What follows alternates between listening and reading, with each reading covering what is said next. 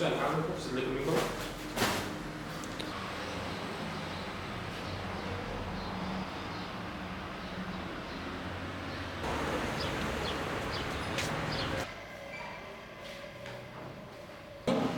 لبرنامج خالية الأزمة للمكتب الوطني لجمعية الإرشاد والإصلاح الجزائرية، قام المكتب البلدي للجمعية بعاصمة الولاية غليزان بتوزيع 200 قفة متكونة من مواد غذائية، أكياس بالفرينة وبلاطو من بيض إلى العائلات المسجلة للجمعية.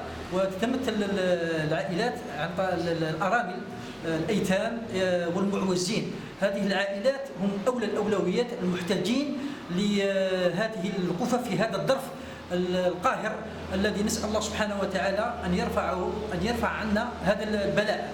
جمعية الإرشاد والإصلاح الجزائرية بيت غليزان وكعادتها وفي كل سنة تقوم بتوزيع القفف للعائلات المحتاجة والأيتام على ربوع بلدية غليزان.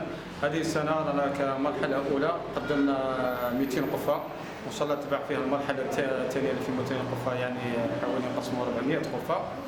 وهذه القفف يقسموهم أفراد الجمعية بحيث نوصل هذه القفف للعائلات إلى بيوتهم، وهذا لعدم إحراج تلك العائلات.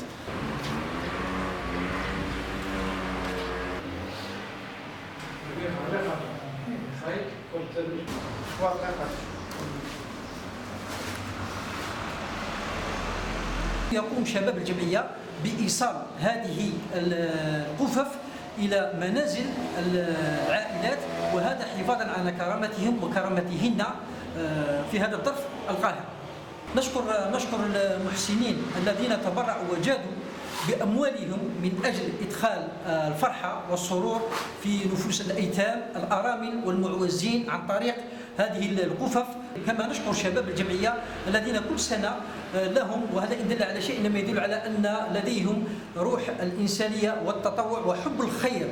إن شاء الله راح نكثفوا العمل للجمعية بحيث تكون فيها عندنا جولات ومراحل في توزيع قفف وإعانات حتى ولو كانت بسيطة خلال شهر رمضان الكريم. ولابد هذا أن يكون فيه تضافر جميع الجمعيات وحتى البلدية، ولو نرفع نسبة قليلة من غبن العائلات المحتاجة.